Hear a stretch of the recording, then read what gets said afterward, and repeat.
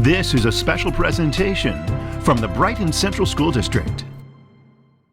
Good evening, everyone. I'm Betsy Paddock, Administrator for the Aspire program here in Brighton, and I thank you for being here for tonight's presentation, Raising Healthy Teenagers, Assisting Your Children to Navigate the Challenges Related to Technology so they can thrive socially, emotionally, and academically.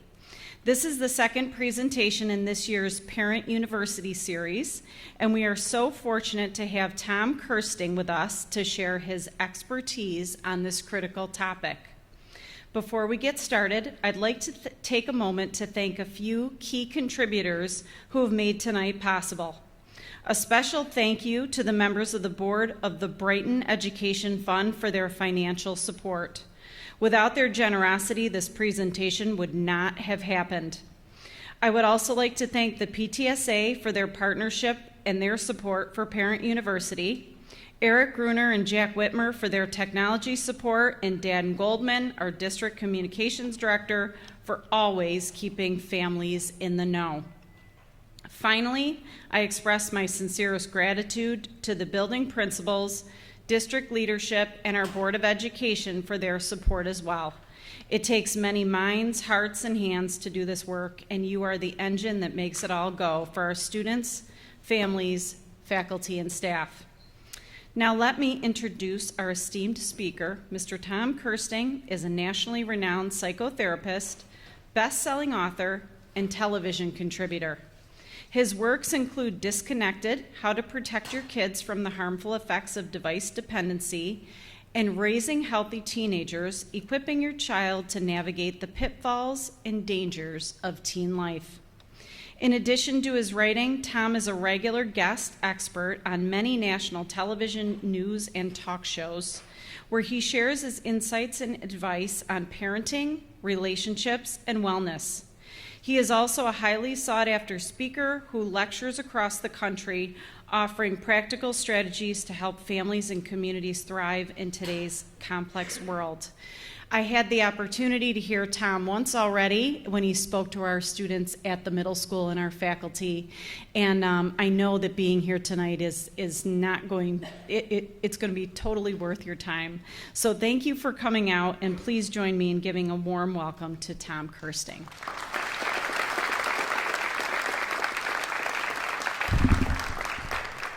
Thanks, Betsy. Of course, I want to thank Betsy for being so helpful. And Deb LaBud, there she is. She was the original contact person who had reached out to me. I think you read Disconnected, perhaps, and then let me see if I can get this microphone out of here. And of course, Mrs. Siegel, who I met from the Education Foundation, much appreciated. So I'm looking forward to, really giving you guys some powerful information and takeaways. I just got to figure out how to take this mic out of here without breaking it. All right, here we go. And we just had a nice dinner also, early dinner at Panavino. Oof, I'm pretty full right now. So I did speak with the middle schoolers this morning, and I've spoken all over the country to kids, to parents, and those kids are just fantastic. I could just tell from standing here, just their behavior, their energy. I could just tell that they come not only from a good school system, but good families, and it was just really a pleasure to see. They were great, and they got a lot out of this. So let me tell you a little bit how I got into this topic of screen time, mental health, and all that. So I am a licensed psychotherapist. I have a private practice. I live in New Jersey, just under 5 hours away, which is great. Nice, beautiful drive through the Catskills coming up here. In addition, I worked in public education. I was a counselor for 25 years in New Jersey. And my story, in terms of everything I'm going to share with you, goes back to 2008, all right, long time ago. So I ran a committee at my high school known as the 504 Committee. So what we did is we granted 504 accommodations for students. So let me explain what that is in case you don't know what it is. So in public schools all over the country, regular education students, if they have some type of an impairment, they may be eligible for accommodations under something known as Section 504, which comes from the Section 504 of the Rehabilitation Act of 1973, which is an anti-discrimination law. that doesn't allow discriminating kids that may not be able to, be on the same playing field because of whatever impairment they might have. So I ran that committee for many, many years. Prior to 2008, the different types of referrals that would come to our committee, parents would reach out, they'd have to meet with us. Kid may have gotten a concussion, all right? And now certain things are happening and they need specific accommodations, maybe extra time on tests and quizzes, preferential seating, whatever it may be. Other types of things were things like Crohn's disease, diabetes, kid might have broken a leg, and we'd give temporary 504s. So the protocol, like I mentioned, is the parents would reach out to me and I'd set up a meeting. I had a whole team. It was myself, a building administrator, school psychologist, nurse, a couple of teachers. So the first meeting of the year, first week of September 2008, parents come in to meet with us and they go on to explain that their son, who was a freshman, 14 years old, had been recently diagnosed with attention deficit disorder, okay? Checked off all the boxes, inattentive, lack of focus, disorganization, et cetera, but what I was puzzled by was the fact that we had a 14-year-old that had just been diagnosed with attention deficit disorder, because I had never seen that, ever, prior to 2008. And the reason why I share that is what you might not know is attention deficit disorder, a lot of people don't know this, is a neurological condition that you're born with. And the average age of diagnosis is 8 years old. And if you're the parent of a child with ADHD, you can't not notice those symptoms by the time that child's 5 years old. Whether it's, it could be inattentiveness, lack of focus, disorganization, sometimes hyperactivity and impulsivity. So anyway, it was what it was. The following week, second week of September 2008, we have our next parent meeting requesting 504 accommodations. Same thing. 14-year-old boy, recently diagnosed with attention deficit disorder. As the year progressed, 90+% of all of the referrals that we were getting at our 504 committee were for teenagers that had been diagnosed with attention deficit disorder. All right, so that didn't make sense. I felt like I was on my own island, all right? How are these kids, it's a really, really strong school system, how could they possibly have fallen through the cracks through elementary and middle school, this many kids, when we never saw that before? So it was at that point that I started doing some research, trying to figure out what the heck was going on.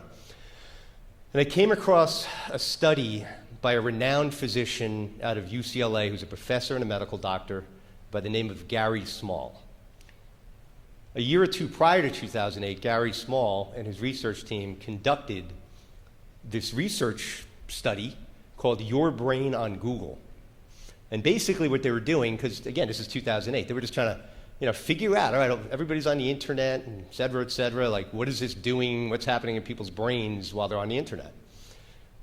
So they used, MRI imaging and all this other stuff to see the activity taking place in people's brains as they go on Google and stuff. So it got a lot of media attention. And the media sort of framed it and headlined it along the lines of this. The internet is making us smarter because we're using more of our brain.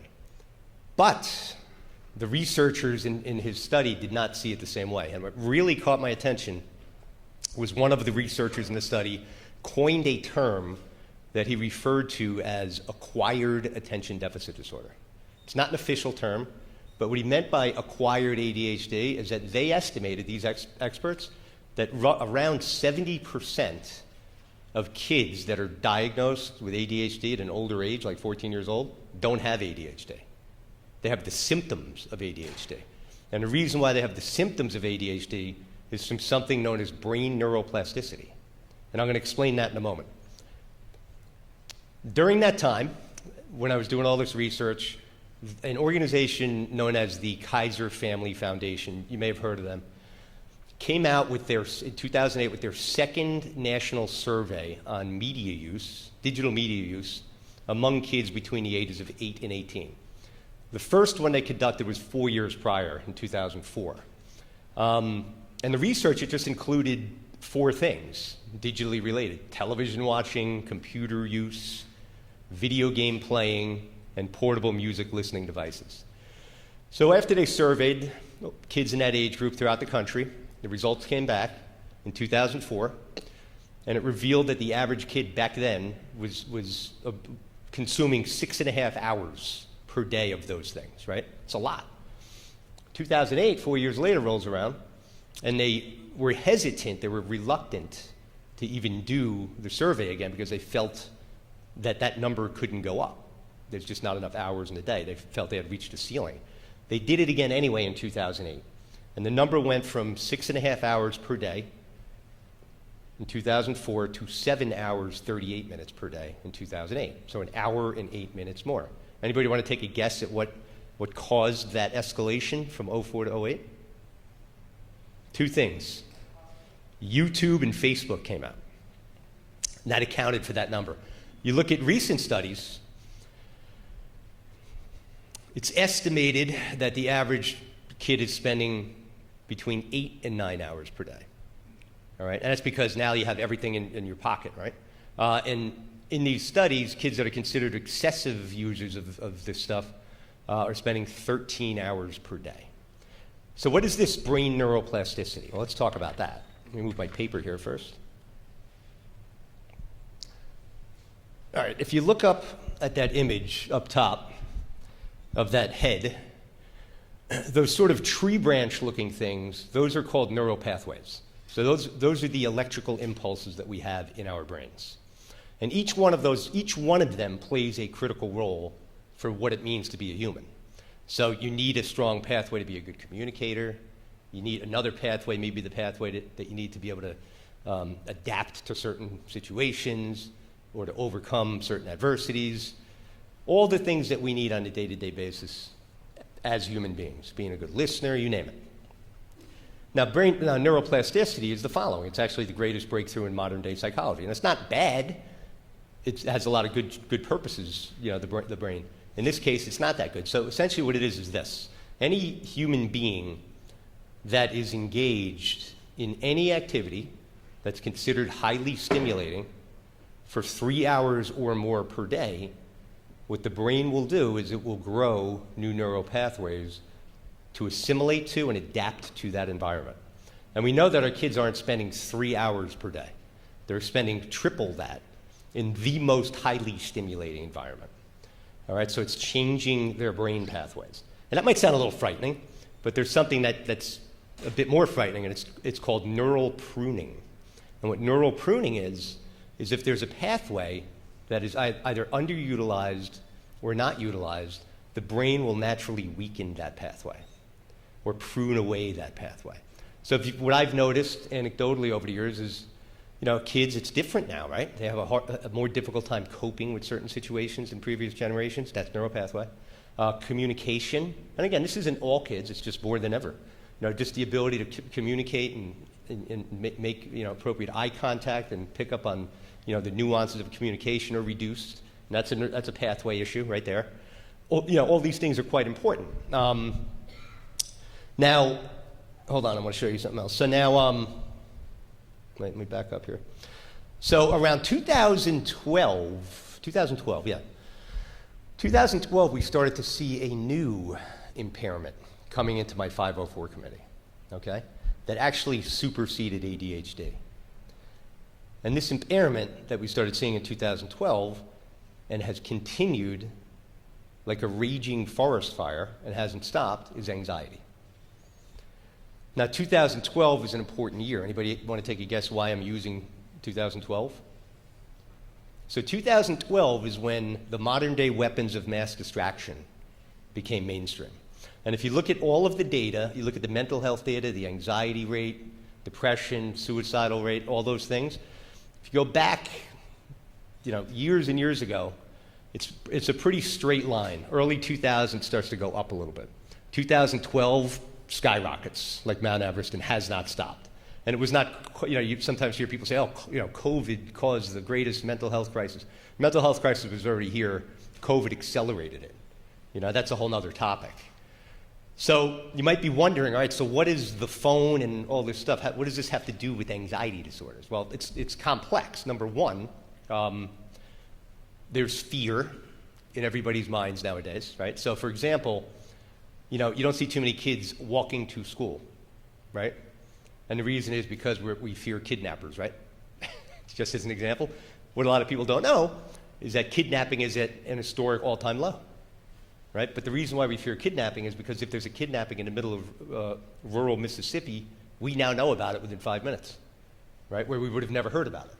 And then so every single thing that's occurring out there, we hear about, or it's caught on camera, and it gets into our minds, particularly young kids, right? And then as parents, we unintentionally protect our kids a little too much sometimes. Like there's stories of in different states where kids that are, just walking to the candy store at age 11, the police are being called and the parents are being arrested, right? So that now further facilitates this sort of anxiousness, right? This buildup of anxiousness just as our society, as we continue to evolve. And again, all of the stuff that our kids and us are marinating in, because it's caught on camera, it's there, funnels right down to what I call the tailpipe of the mainstream media, which is social media. And our kids are absorbing and digesting this stuff constantly, which gets into their mind and is definitely part of anxiety. Another component to this anxiety is, remember, when your kids were younger, going through like elementary school and everything was great, right? They actually liked us, wanted to be with us, right? And there's not too many issues, everything's going great in school, right? As soon as that child, and this isn't every kid, I don't want to blanket it, but certainly probably the majority, as soon as that child gets the first phone, and right now the average age of first phone issuance is 10, okay? Once they get that first phone, 10, 11 years old, whatever it may be, we have to remember that we're talking about pre-adolescence and adolescence. So adolescence, and let's just use adolescence, just adolescence, by definition, right? That stage of development is anxiety-provoking because kids are changing, they look in the mirror, they're going through puberty, trying to figure out where they fit in, all these other things, right? So then you get more anxiety there.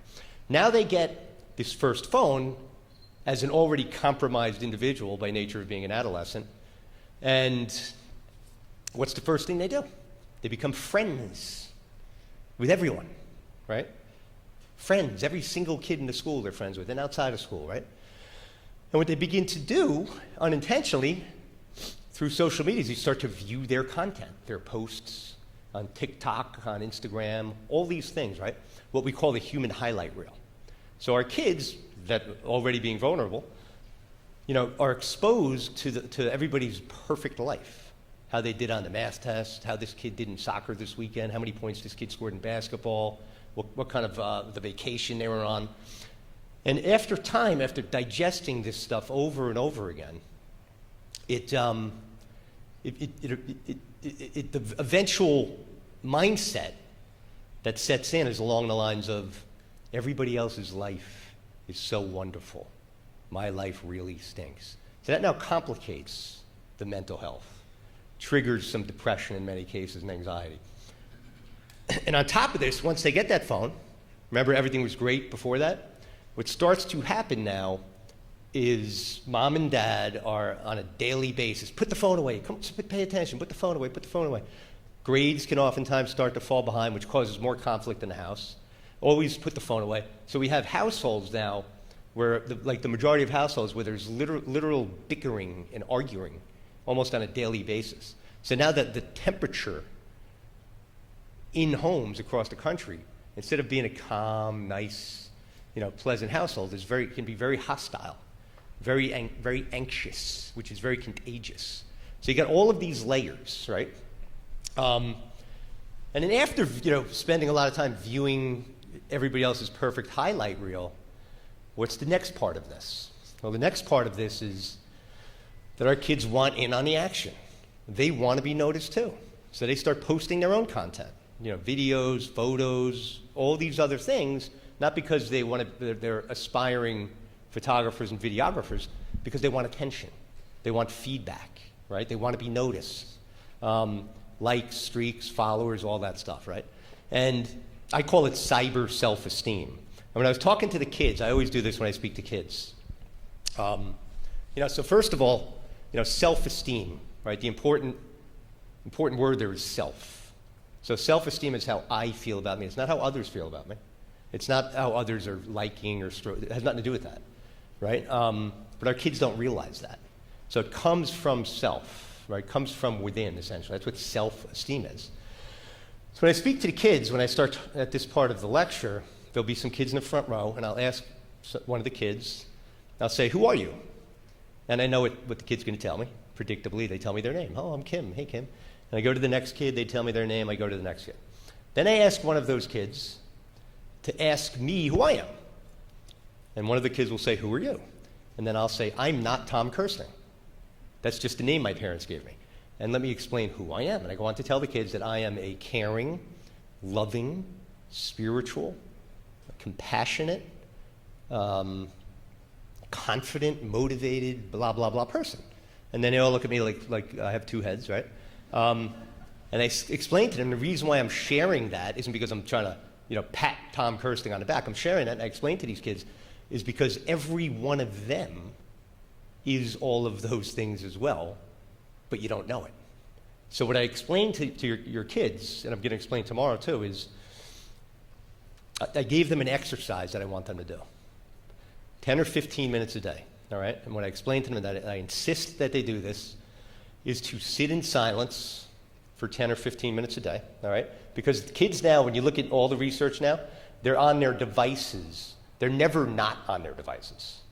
It's constant. So ultimately, I refer to it as the modern day weapon of mass distraction. What they're ultimately distracted from is self. They don't know self. Because the only way to know self is by delving inward, right? It's like an iceberg.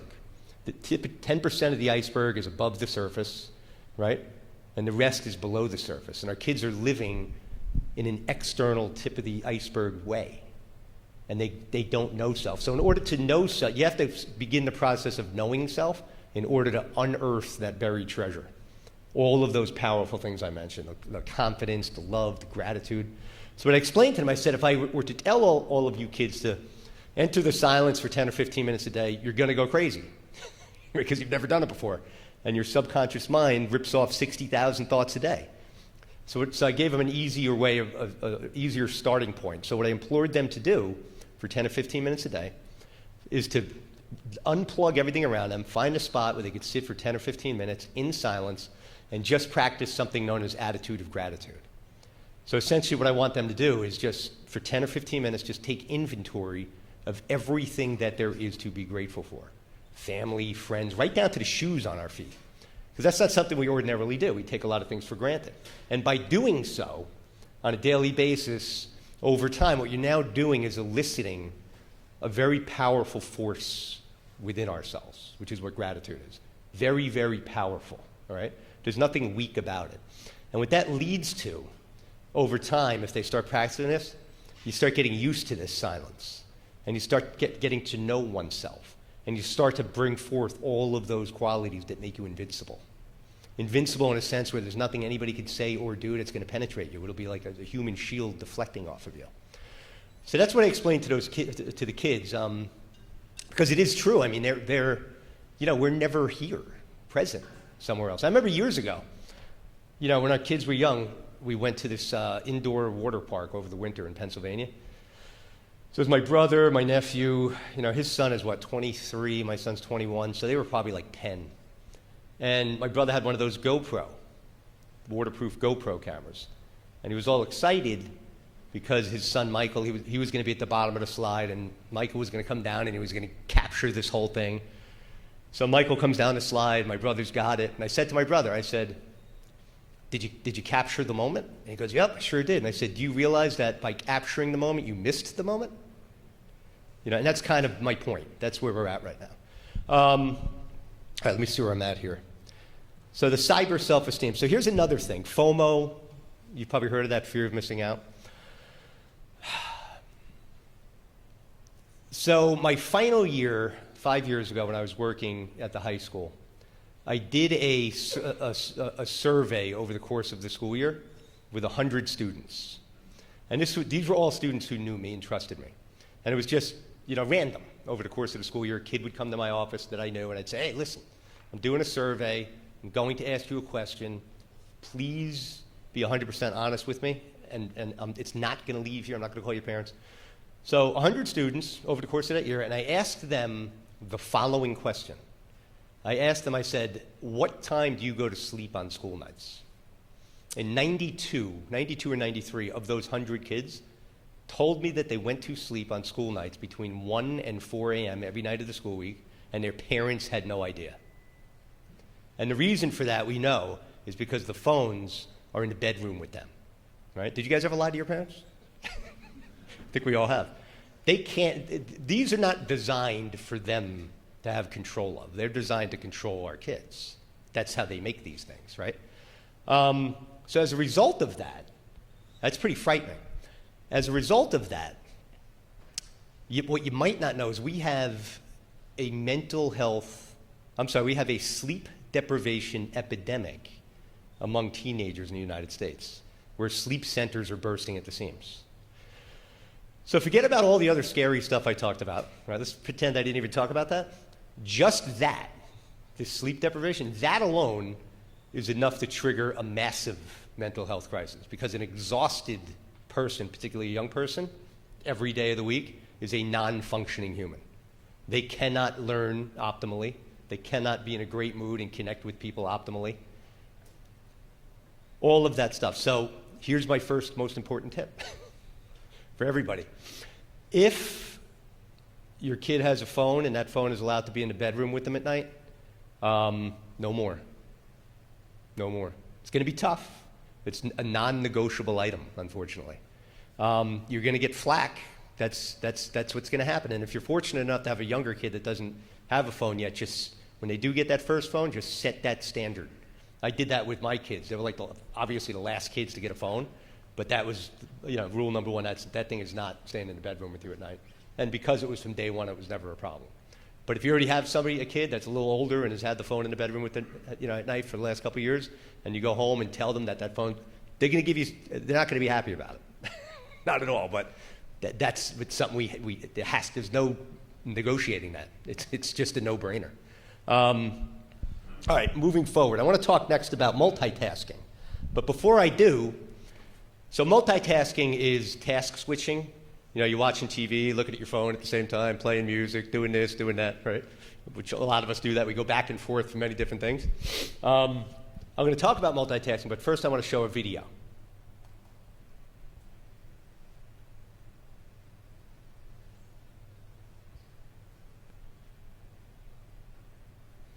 The monkey business illusion. Count how many times the players wearing white pass the ball.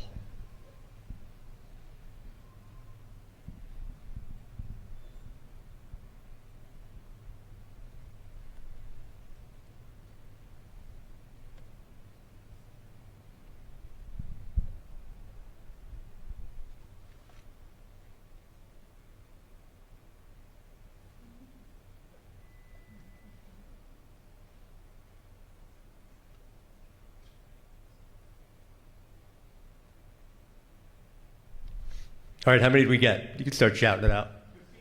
15? Anybody else?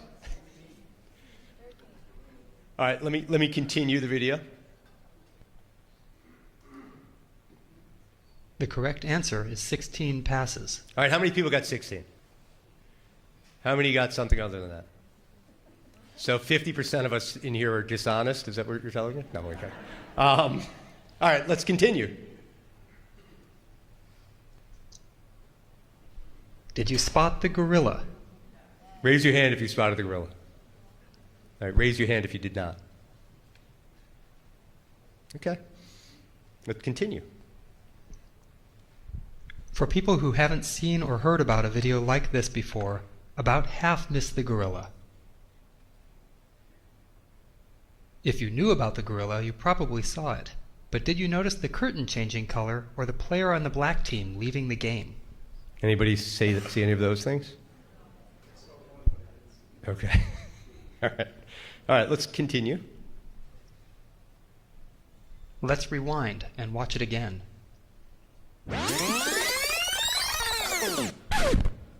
Here comes the gorilla, and there goes a player, and the curtain is changing from red to gold.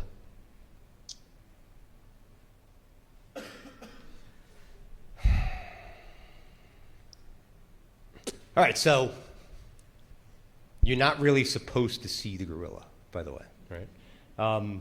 Technically, we're only supposed to see what we were told to see, which is how many times the players in white pass the ball. And definitely not supposed to see the curtain changing color, right? So what does that have to do with multitasking? So let me explain what multitasking is, task switching, right? So another professor, this guy, Clifford Nass, he's passed away, unfortunately, was a professor at Stanford. And a number of years ago, he took a liking to multitasking. Not a liking, but he wanted to kind of see what the deal was here. You know, everybody, what's going on? Is this bad or is this good? So he conducted a little experiment with two groups of Stanford students. The first group were students that considered themselves high multitaskers. They did a lot of it. And according to them, they were masters at it, right? And then the second group were low multitaskers. So the experiment, he started with the high multitaskers first. So the experiment, similar to the monkey business illusion, was as follows. Each kid had a tablet, each student had a tablet in front of them, and it was like a slideshow. And on the first slide, there were 2 red rectangles and 1 blue rectangle. And the instructions were, count how many times one of the red rectangles moves with each passing slide. So for example, on the first slide, perhaps they were parallel, and then the next slide, one of them moved 45 degrees. You get the picture. What he didn't tell them is that for each slide, there was always going to be 2 red rectangles, but there wasn't always going to be 1 blue. He added more blue ones with each slide, right? So the high multitasking students go first. They bomb it. They couldn't get it correctly because they were too distracted by the blue rectangles being entered into the equation. So he goes on to the low multitasking students, same experiment. They pass with flying colors. So it said something to him. What he also discovered is that the higher the level of multitasker, the more lousy you actually are at multitasking. Quite the opposite. So he wasn't totally, didn't answer all of his questions for him. So he decided to take that same experiment and do it a little differently. So he gathered 2 new groups, high and low multitaskers, same exact thing with the rectangles. But this time, he started with the low multitaskers first, okay? And each one of the participants he used what's called a functional MRI device. So you ever see those lobes you could put on somebody's head, and now you could see the brain activity taking place on a screen? So he had them do the experiment using that. Low multitasking students go first, and as he's looking on a screen, as expected, in each one of those cases, a small little area in the executive functioning part of the brain illuminated, which is exactly what's supposed to happen. Goes on to the high multitaskers. They have the MRI thing on their head, and he's blown away by what he's seeing because the high multitasking students were using 20 times more brain power. But here's the kicker. It wasn't the executive functioning part of the brain that was lighting up. It was their visual cortex. It's not supposed to happen. The visual cortex can't do that. So essentially what happened from the chronic multitasking, their brains became confused, and the brain attempted to use the visual cortex to do something that it can't do. So when I started talking about this, acquired ADHD early on, attention deficit is all about executive functioning. Think about that. With the neuroplasticity and that, it just makes sense. So, all right. If you see that piece of paper on the right up there, that not so neat looking thing, it's the best I could do. This is important. I was doing a professional development for teachers before COVID, I think. I don't know where it was, some other state. And after I finished, a teacher comes up to me and shared that with me. Right? I took a photo of it. What this teacher did, she worked in a high school, okay? And she had her students, for the entire class period, take their phones out of their pockets, right, and turn the audio on high, and they each had a Google Doc in front of them. And they had to tally up every time they got an alert on their phone. And she had them turn it up high just to see what was really going on. And it was basically like a laser light show, but with audio. Beep, beep, beep, beep, beep, beep, beep, beep, 20-something kids in the class, right? So after the class period, after it ended, they collected everybody's Google Doc, and it was well over 1,000 alerts, also known as distractions, that took place just in that one class period. And the reason why I share that is a lot of kids, I mean, every school district is different, and I think we're going to see policy. I know the governor is talking about banning phones from coming into the school, which I'm a huge advocate for. I know it's terrifying for parents. We'll get into that. A lot of kids, you know, if they're not allowed to use their phone in school, they have them in their pockets, and they have that phone on vibrate. And that vibration goes off every 5 to 10 seconds. Now, here's how the brain works, right? So the reason why multitasking is no good, because the brain can't do more than one thing at a time. It can only do one thing at a time. So anytime a kid is sitting in the class, let's say they're taking a high-level math course, when that phone buzzes, their brain disappears from learning and automatically goes to what's taking place in their pocket. So everything that teacher is teaching in that little sliver of space, they didn't hear. And it's just happening every 5 or 10 seconds. So, you know, that's why I'm a big, you know, schools that have, there are schools, I forget where, but you could Google it. There are some schools that have banned phones from entering the building, right? And the reason why, you know, a lot of schools don't do that is more about the parents, because the phone has become the umbilical cord between parent and child. You know, what if there's an emergency, this and that, right? Again, fear, right? So what if there is an emergency? What are we going to do? Throw a Superman cape on and fly over and get in there, right? You know, and additionally, I remember that there was a school shooting in Florida a few years back. And, you know, one thing that I pick up on things, all these schools have all these lockdown drills, right? So kids, God forbid something like that happens, can protect themselves, right? And there were kids in Florida that when they were on lockdown, their first instinct was to take their phone out and try to get it on camera instead of protecting themselves. So again, it's a distraction in their pocket. Additionally, here's another tip for you. A lot of kids, while they are doing their homework, the phone is next to them.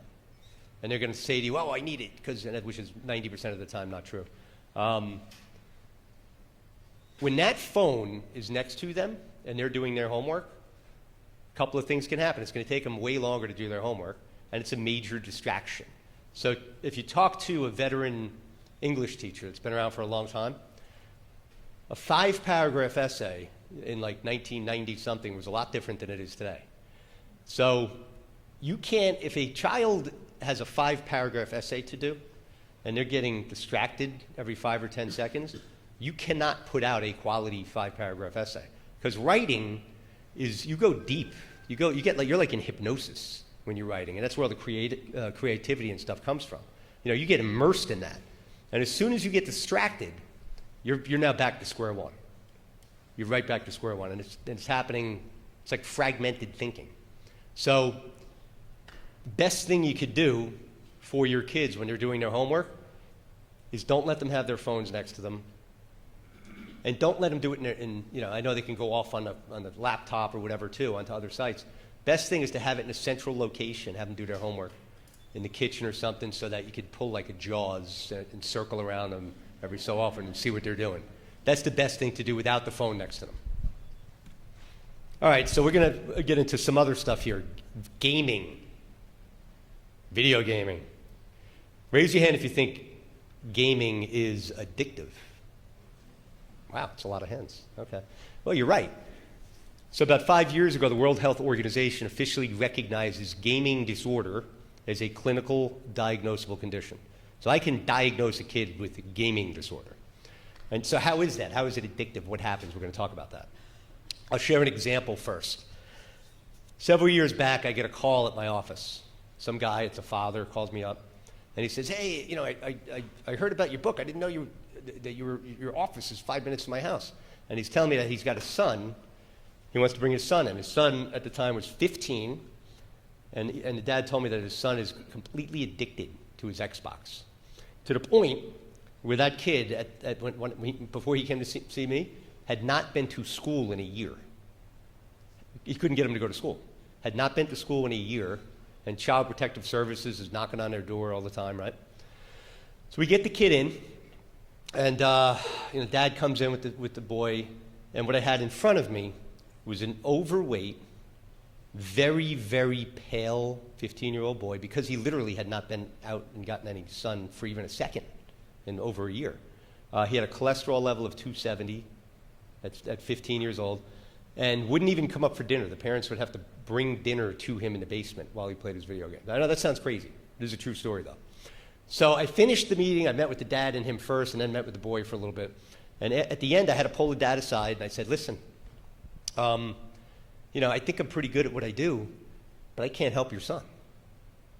There's only one solution here. And I guess you were hoping that you would come in here and I got to have some kind of a magic wand here.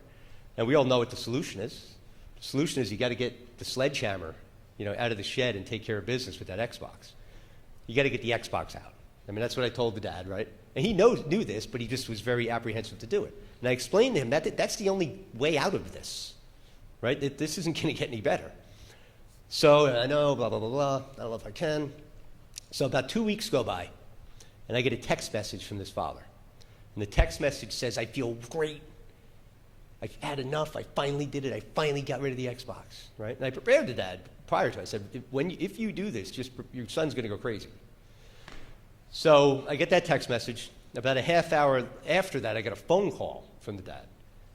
And I'm on the phone with him, and he's frantic. And he goes on to tell me that his son did, in fact, go berserk to the point where he took a knife out of the drawer and grabbed his father's $3,500 Fender guitar and threatened to cut the guitar strings if his dad didn't give him back his Xbox. Right, now, that's not the norm. That's an extreme example, but there are plenty just like that. Some of the more common ones that I'll see is I'll get a call to my office from a parent. I'll be on the phone with them, and I'll say, listen, my son is 11 or 12, sometimes 10, and we don't know what to do anymore. He's so misbehaved, so disrespectful. He curses at me, spits in my face, gets physical, has holes in his bedroom wall, right? And I'm like, holy cow. So then we set up an appointment, and in comes the 11-year-old. And I'm like, saying to myself, this kid? What? This kid is doing that, right? So, and I've seen this so many times. And the common denominator, that's really oppositional defiant behavior to the extreme. The common denominator in 100% of those situations is the same common denominator. It's either the phone or the video game system being taken away, and then the reaction is that, okay? So that's the addictive part of it, because those reactions, the verbal, physical, that's the withdrawal. That's the crash, okay? Just like somebody that uses drugs. So all of these devices, the social media, the video games, these things, the people, these engineers that design them are so darn smart, all right? And in some cases, they hire psychologists. So what they do intentionally with their products is they target the pleasure-seeking part of the brain that produces dopamine. And dopamine is the feel-good chemical that's associated with every addiction, whether it's drugs, gambling, and in this case, device use, right? So if somebody's a drug addict, God forbid, and you just took their drugs away from them, they're not just going to be cool with that. they're going to freak out. So how does let me explain this to you? It's actually pretty fascinating. So I have the two scales there, right? So through evolution, you go back thousands of years ago when, there was more scarcity than there is abundance, right? So nowadays, you hit a button and Amazon delivers your product the same day. You're hungry, boom, you hit something, and DoorDash delivers it to you. You want to get a new, whatever. You just hit a button, everything's right there. You want to have an answer to something, Oh, what year did the Yankees, who was that guy that hit the home run in the 1978 World Series? Just go online and there it is, right? You have your answer. Oh, thanks. So through evolution, there's something known as homeostasis. And what that is, it's the brain's, it has developed the ability, because we know how smart the brain is, right? Based on what we've been talking about. Homeostasis, the brain has developed an ability to keep a balance so that there's not too much dopamine, not too little dopamine, right? You don't want to have too much dopamine all the time. It's terrible. Yet our kids are literally like walking around with an IV drip of dopamine all day long. So the scale resembles the one on the right. Now the good news is, and again, when you're getting all that dopamine and all of a sudden the stimuli is removed, you take the phone to the video game, there's the crash. Now the good news is, it takes about, if you got somebody whose scale is like the one on the right, it takes about 30 days for that balance to occur again. So whatever's going on, if you have an issue with your kid and some of this stuff is resonating with you, if you either, it's easier said than done. I would love to say just go full-blown digital detox. That's the ideal situation. But even if you could really, really, reduce it and so forth, a lot of those behaviors will dissipate. But it's going to take about 30 days. And it's going to be really bad, like the first couple days and week. All right, moving forward. Where are we at here now? Oh, okay. Wait, I'm not going to share that yet. All right, so I mentioned that the age of first smartphone issuance is now 10 or 10 and a half, right? Does everybody agree that that's too young? Like most people would say that's too young, right? Even though we all agree that that's too young, we still do it, right? So why it's called social conformity. And let me explain what that is. Like we may know something, isn't right, but we do it just because everybody else does it, right? That's what social conformity is. It's hard to swallow that and admit that, but it's what it is. And I'm going to share a video on it. So it kind of starts like this. Your child is however old. Let's say they're, first, second, third grade, and they come up to you and say, Mom or Dad, can I get Call of Duty, please? It's a rated M game, not appropriate for younger kids. Nope, you know the rules around here. And you think I remember when my son was born, he's going to be 22 years old in May. I'm a young dad, and I'm saying to myself, all right, I am going to be the best dad I can be. This kid is playing for the Yankees one day, right? He's going to Harvard, right? Forget about McDonald's. He's not going near any of that. He's never going to have a sip of Coca-Cola or Pepsi, right? These are the kind of ideas we have in our mind for our kids, right? We want to do everything perfect. And then as they get a little bit older, right, comes up to you, Dad, can I get Call of Duty? No, you know the rules. We made this very firm. Yeah, but Jimmy DeSico got it. Can I get it? I don't care. You know what the rules are. This is the Kersting household, right? A few days go by, your son comes up to you again. Dad, come on, please. Can I just get Call of Duty? Jimmy DeStefano got it. Oh, sorry, son. Comes up to you a couple days later. Martin McCormick got it. Can I please? A couple days later, Dad, come on. I'm the only one. Stephen Canizero just got it now. I feel left out, blah, blah, blah. And you start thinking about it. You're saying, you know what? The McCormacks, I know them. They're good people, right? The Canizeros, man, they go to church every Sunday. The McCormacks, another great family. Maybe it's just me. Maybe I'm the one overreacting here. Maybe I don't, plus I don't want my kid to be left out and be the only one. That's an understandable premise, though. I get that. So then what happens? All right, so then bing, bang, boom. Christmas rolls around, and there's Call of Duty wrapped under the tree, right? It's called social conformity, right? And that's why the average age of first smartphone issuance is 10 years old. Fortunately, I created, it's in my book, Disconnected, a new type of social conformity. All right, so anybody here have a kindergartner, first grader? All right, good. All right, so hear me out on this. So the new social conformity that's outlined on page 163 of my book, I know exactly where it is the following. It's called the Phone-Free School Pledge. All right, and it doesn't even have to be anything through the school or school policy. And what it is when you get that packet over the summer with all the paperwork that comes from the school, imagine in that packet, you have a kindergartner, and there's no way you want to get your kid a phone, for the most part, when you're in kindergarten. Some people might not understand. That's fine. I'm not trying to be judgmental. And in that packet is a form that says, I agree not to purchase a smartphone for my child until late adolescence. So imagine you get that. And at that age, you're going to look at that most likely and say, yeah, you know what?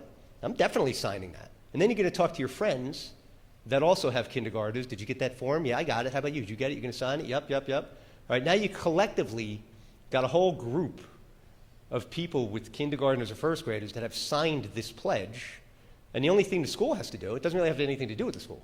Well, the only thing, the way the school would be involved is every so often when you get a mass email out, hey, it's great to be a phone-free school. Keep up the great work, right? And then the next year you get the form again, and the next year, right?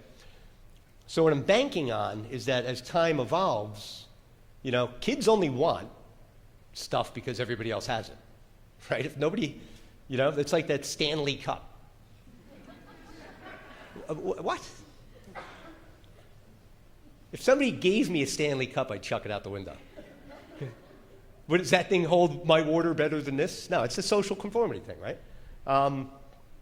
So that is something to really think about. Whoever, if there's a kindergarten mom that everybody knows, use that idea. And it's got to happen each year. So imagine that. All of a sudden you have kids that are going into middle school, and like 80% or more of them don't even have a smartphone or want a smartphone.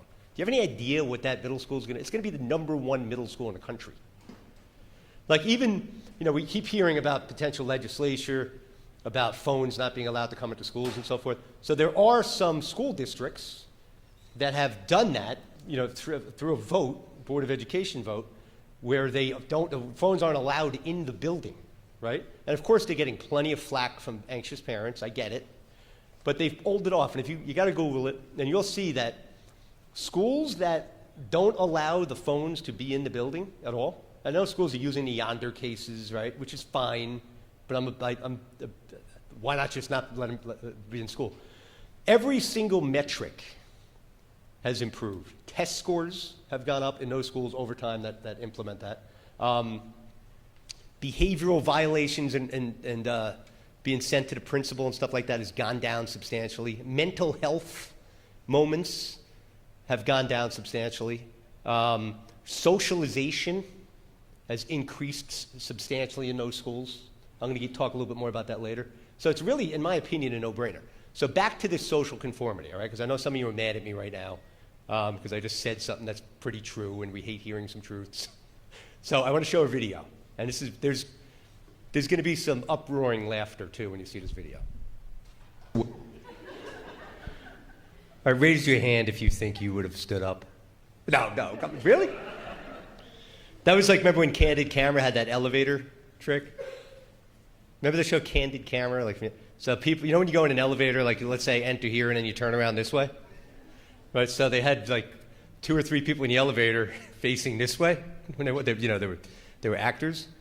And the person entering the elevator felt pressure to face the other way, and they'd slowly start turning around, and before you know it, they'd be facing the back of the wall.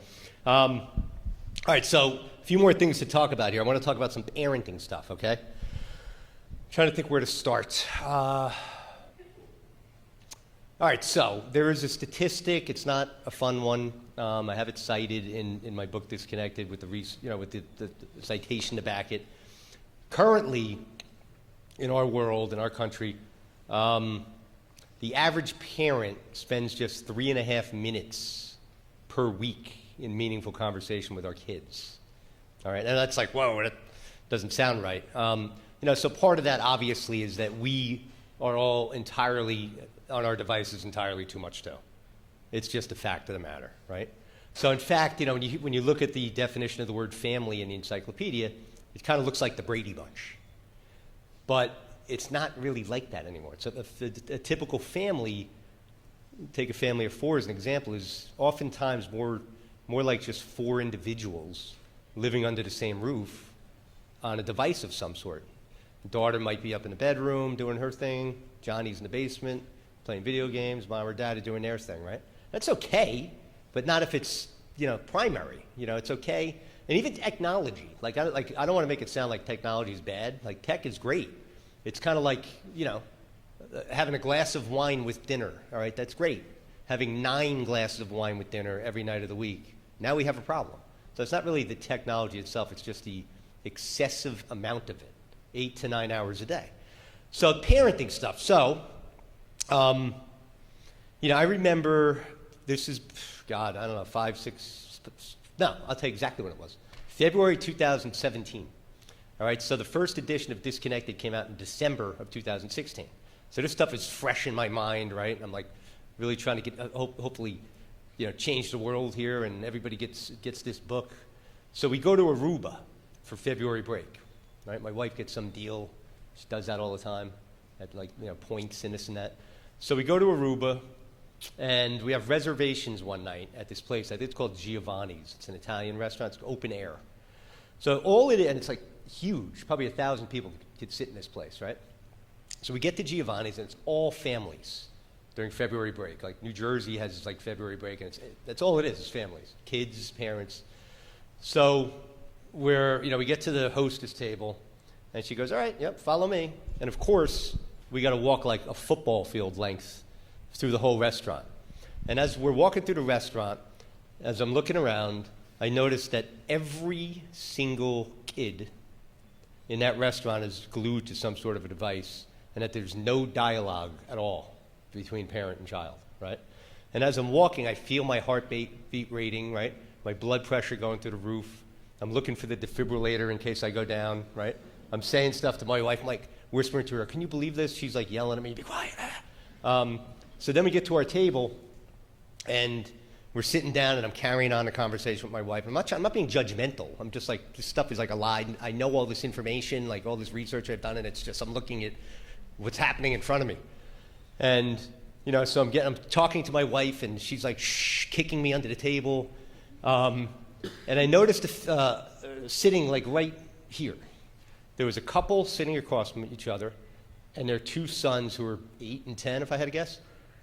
They're sitting across from each other, and both of the boys had their own tablet and a big pair of Beats headphones on, right? And they're glued to this. The parents are talking, and I keep looking over there. My wife's kicking me under the table again, and some time goes by. And as I'm sitting there, I'm actually wondering. I'm saying, wait, maybe it's not their kids, and they're just kind of sitting weirdly close to them. Right, so then a little while later, the server comes out, brings out the pasta for the kids, right? Places it in front of them. They don't notice it because they're glued to the device. So then the parents noticed that their kids didn't start eating their food, and it was at that point where I realized it was their parents because they gestured like, "Have your food," So that stuff. All right. So let me explain something. So the most important component of mental health outcomes for our children, the number one most important ingredient there is the relationship that our children have with their parents. That is the most important thing, right? And that's, the relationship is founded on dialogue. It's not just being somewhere near each other or being under the same roof or being at a restaurant and not talking to each other. So a strong relationship is based on communication, right? And in fact, family, you go back generations in our country, like dinner was a staple every night of the week. Definitely in my household, every night of the week. That was mandatory. And I know times have changed. You have both parents working, and it's hard to have family dinner together. But all the research shows that families that do just that, have dinner together without any interruptions, no phones or TVs on, that the children in those families, you ready for this, are less likely to develop a mental health condition, are more likely to excel academically, are less likely to engage in early sexual behavior, and are more likely to have a higher earning potential by age 30. Just from that, right? So if you can't pull that off, and I know it's difficult with everybody working different hours and stuff, what I tell folks is just carve out, whatever time of night it is, just carve out like a mandatory 10 or 15 minutes where when everybody's home at some point, where everybody has to sit around the table and just talk. And it doesn't have to be about school and grades or anything. It's just communicating. And if you've never done it, it's going to feel weird. You might sit there in silence, right? But it'll become organic. And I'll take that a step further. So when I was working at the high school a number of years ago, 1,100 students at that school, one entrance. So there was always traffic coming in the morning, slow-moving traffic. And I started noticing every time I looked in my rearview mirror, there was always most of the time there was a kid in the passenger seat. And it was the same exact thing every time. Every time I looked in that rearview mirror, that kid in the passenger seat was like this, on a device. No dialogue. No dialogue. So those 5 or 10 minute drives to and from school are fertile ground for developing in 180 days a year or to practice or whatever it is. That might not sound like a lot, but it adds up. It adds up. The relationship, the connecting, the communication. So there's another tip for you. If you have to drive your kids around, just make a rule. There's no earbuds in your ears, and there's no device in your hand. We're gonna talk, and it doesn't have to be about anything, deep. It could just be whatever. And even if your kid's tired and they're grouchy, okay, just you get the picture. All right. Lastly, and then we'll take some questions. I want to talk about this topic, IQ, and I talked to the kids about this morning. IQ and EQ. So we know what an IQ is, your intelligence quotient. Your IQ is something you're born with. So if you have a 100 IQ, you're not going to get it to 140. You could go read a lot of books, maybe bump it up a few points, but it's fixed. EQ is your emotional quotient, also known as emotional intelligence. And emotional intelligence is the following. It's the ability for a person to understand their emotions, to regulate their emotions. It's the ability to empathize with the emotions of those around us. It's the ability of a recent college grad, as an example, who didn't do all that well in college and is fortunate enough to get a job interview. It's the ability for that person, when they walk into that interview with three or four people interviewing them, it's the ability for them to wow the hell out of those interviewers just by their very presence. That's part of emotional intelligence. Now, emotional intelligence is not something that you're born with, all right? It's not something that's fixed. It's something, and furthermore, having a high EQ is twice as important for life success as having a high IQ. Now, EQ is not something you're born with, like I said. It's something that requires an extraordinary amount of time to develop those emotional intelligence skills. Anybody want to take a guess what that work is that I'm referring to? Part. Close. It's face-to-face interaction with other humans. That is how, and our children, do they have face-to-face interaction? They do. Do they have enough? Not even near enough. It's because they're spending 8 or 9 hours a day not having face-to-face interaction, right?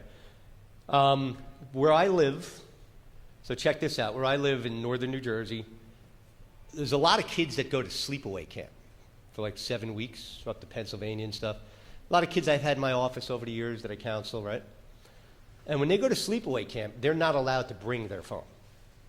So imagine that you're like a 12-year-old, like, how am I going to do this, right? It's not allowed being able to have my arm with me. They're not allowed to have their phone. So when the kids come back after the summer, oftentimes the parent will reach out to me early September, say, "Oh, I want to get my son or daughter back in with you every week." And when they come back in for the first visit, I talk about, hey, I was camp, blah blah blah blah. And I've asked a lot of kids over the years, says, what was the best part of camp? You know what the number one answer is? Not having my smartphone. So after 7 weeks, and the reason why is because they experienced something that's human nature that they didn't know they craved, that's inherent in all of us, and that is dialogue, making stories around the fire, building memories in the bunker room, right? And they don't even know how much they crave that until they're forced to have to be exposed to it by going to camp. All right. Last but not least, I better speed it up here. All right, lion in the cage, right? So let's say that lion, when it was a little cub, was brought to a zoo, right? And now it's an adult. Can it be released into the wild? No, because it will not know how to hunt. It will not know how to do what lions do. It will not know how to live in its natural habitat, right?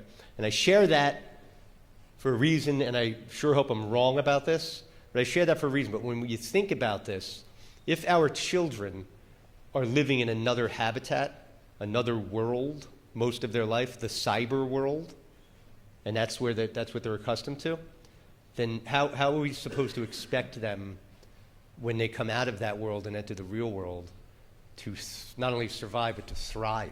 We got to think about that. All right, so as you can tell, I'm very passionate about this topic. So I just am. And I could be a little intense, I get it. But I do want to thank everybody for being here. And it's a great turnout, and everybody that planned this.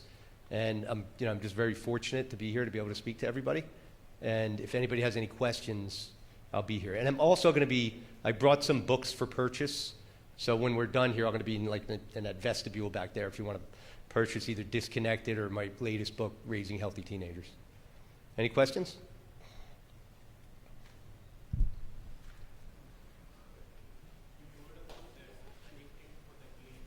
So a little louder for me.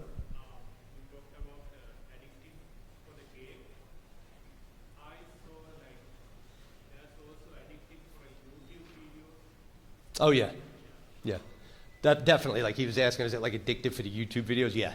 So the YouTube videos, they use these algorithms.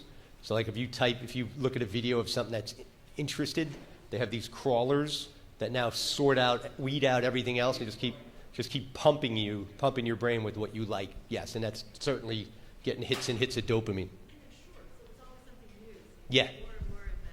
Yeah, and the shortness of them, that they're short. So another part of that is that like the brain, now gets accustomed. It's like it creates a thinking fragmentation.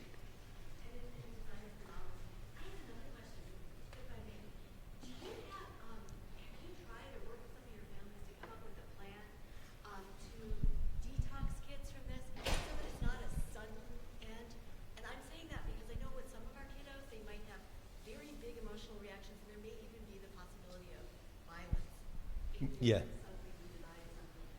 Yeah, so she was asking, like the detox part. Yeah, like some kids, if you get a kid that's really, really immersed, quote, addicted in this, depending on the personality of that kid, if you take it away, it could turn disastrous, like bad disasters, violence, sometimes suicide. So you got to really assess that. And if you're gonna do some sort of a detox, like just start reducing the hours, make certain rules. And that's another thing. I forgot to go over. The tips are very simple. I went over a lot of them already. No phones in the bedroom at night. Number one, delay it as long as you can, as further into adolescence as you can. Practice what we preach, which means we got to monitor our own device use and be present among our kids. Those are all very simple tips. In the car rides and so forth, get your kids involved with anything you can, particularly outdoor play is like their natural habitat. All these things. Then I'll keep asking some questions. Yes. Well, there's not really too much research done on that, on the reversibility of it, but just some anecdotal stuff is that I've seen is that if an individual is diagnosed later with ADHD, right? If you remove the stimuli, for like about 30 days, if the symptoms don't go away, then if the kid probably does have ADHD. But there's a high likelihood that the symptoms are going to start going away and the executive functions are going to start operating properly. Yeah. Are there, that you know of, any support groups for kids who are doing? So we treat addiction in this country for alcoholism. They go to Alcoholics Anonymous. For drug users. Are there any groups that are doing stuff like this for the kids who want to detox or that too? The question. Support groups to go through maybe a 12-step program or something. Yeah. So the question was we have treatment programs for drug users and so forth. Do they have anything for kids that are addicted to this? They do. You just have to Google that. I can't think of them off the top of my head, but there are some facilities that have specific programs, whether it's outpatient or inpatient, I don't remember, for this in particular. And as far as support groups, I'm sure there are. So I would imagine there are support groups. Yeah. Yes. So knowing what we know that many parents are really late. Kids are out of school for more hours and away than they're in school. Are there any examples of communities doing something innovative? I mean, I know it's what people were doing 20, 30 plus years ago, but who's doing the work to get the kids socializing and it's not always paid programming every day? What do we do? Yeah, that's an interesting concept. So do you ever hear of 1,000 Hours Outside? Ginny Urick? Her name's she has something called 1,000 Hours Outside, where she challenges people to be outside for 1,000 hours a year. Right. And she wrote a book. She's got a podcast, and I was one of the first ones on her podcast. Now it's like a huge one. And that's one thing. And here's another thing, not to answer your question. So there's a Waldorf school in Silicon Valley where all the tech execs send their kids, and there's no technology in that school. Think about that, right? Yeah, there's one here. Yeah. Yes, sir.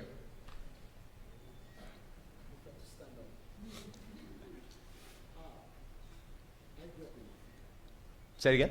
I grew up in Africa. Okay. While I was growing up as a kid, there was nothing like video games or cell phone, right? But we're very social, We were playing amongst friends, we play soccer, we play all kinds of games. We're very social. But this generation of kids these days, they're not that social. They don't go out, meet friends, and there's one game, do activities. They're all on their phones, and that's how they socialize, and that's how they communicate. Okay? So when you try to take the phone away from your son, it's like you're trying to tell him not to communicate with his friends. You know? Yeah. And they vote when you do that. Just recently, over the holiday, I said, go get a job at McDonald's, 50% easy. Okay? Because I don't want to stay home paying for all the time. He made some money, came back, after some time, get a PlayStation. And he came back. Me, I'm trying to solve a problem, and then he comes back with a PlayStation, a new problem. So I told him, you know what? I have no problem with this video game, right? But if it's taking your time, you don't go to bed early, it's affecting your grades in school, you're going to have problems. And it started happening. This time around, he stays home, stay up late till 2 a.m. in the morning. And when he goes to bed, he wakes up late.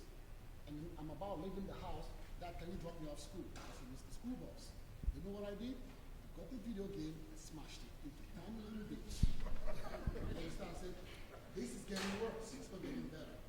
And like you said, it will be revolt in the house. But after some time, he kept quiet and said, Daddy, I'm very sorry. I messed up. Okay? It's not going to happen anymore. So the video game is gone. So I understand what you're saying. Love it. Did you reimburse him for the Xbox? Yeah. You talked a lot about the phone, and I have an 11-year-old. I agree with you on restricting the phone or potentially not having the phone in school. With what you've been doing and what you've been seeing through the years, especially with the rise of social media, where and what do you think are the appropriate ages for our kids to be on social media? Maybe something, is an 11-year-old, should an 11-year-old be on Snapchat or TikTok or any of the social media platforms? Now, what are you seeing as far as like an acceptable age for us to maybe All right, so band together on that? I'm with you on the phone, but banding together on the social media aspect of it. The phone's going to happen, but what's on the phone is really important. yeah. So this is any kids in here? Oh, okay. So people ask me all the time, what is the right age to get a phone, number one, right? So the answer to that is when you feel comfortable with your child watching adult content. But as far as the social media stuff, the reality is that the brain is developing, right? You know about the prefrontal cortex, doesn't develop until about 25 years old. That's the part of the brain that's responsible for, like when I'm driving on the highway coming up here, and I look in my rearview mirror and I see a maniac doing 100 miles an hour in the left lane, it's never a guy my age.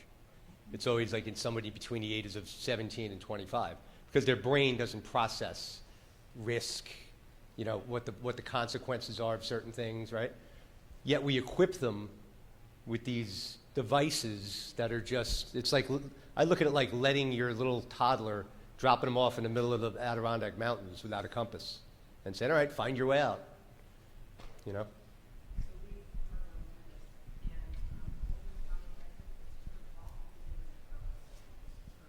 Yes. Yeah. Can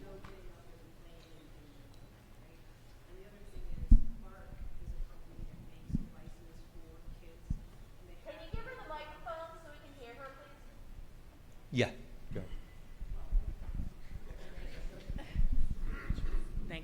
Thank you. So I was just saying that we turn off our internet router at night so our son cannot play any video games. Also, if you have younger kids or even like tweens, there's a company called Bark, and they sell cell phones that parents can control. So you can decide what apps your kids can have access to. They can text, they can call, and you can turn off whatever app you want. You can turn the whole phone off. If you try to turn your phone off through Verizon or AT&T or whatever, that's really hard to manage, but Bark makes a device specifically so parents can have access and control to the phone, to the cell phone. Yeah, okay. There's also another phone. It's called the Gab Wireless, if you haven't heard of it, GABB. And it's a what we call a dumb phone instead of a smartphone. So it looks exactly like a smartphone, but it doesn't have any internet. So you can You know, what if there's an emergency? Hey, you can make phone calls and text. That's it. Yeah. Yeah, I'm aware of it. Yep. And there's another new one out too called TerraCube Thrive. It's kind of like Bark. It does have access, but you could block whatever you want, and you can limit minutes or hours, whatever number you want, so that you have complete control from your app. All right, so I'll be in the back there if anybody wants have any other questions, or if you want to buy a book. Let me head in the back there. And thank you, everybody. Appreciate it. This has been a special presentation from the Brighton Central School District.